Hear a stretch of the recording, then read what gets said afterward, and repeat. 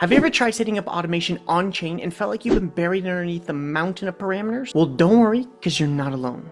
I've built enough smart contracts to know that automation isn't the issue, it's the setup. Too many variables and too much wasted time. But that is why I wanted to show you something new.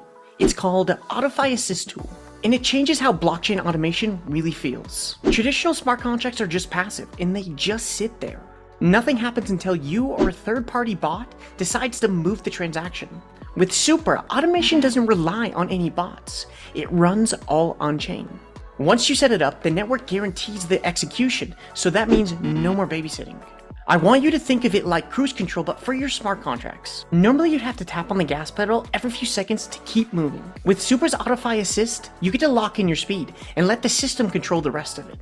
And here is how you do it. Open up your environment and go through the onboarding steps in the docs. You can find this underneath the Getting Started section.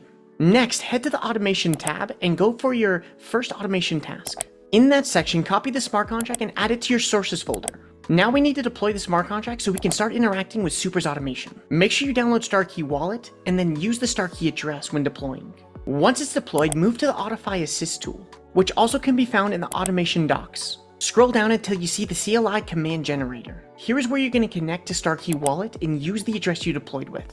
Choose the smart contract that you deployed with. Then choose the auto_increment function. The auto assist will automatically generate the parameters for you. Click the register automation task from StarKey.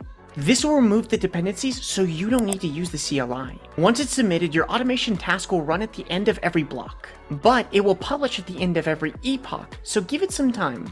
When the timing is complete, you'll be able to see your automation task in the auto assist tool.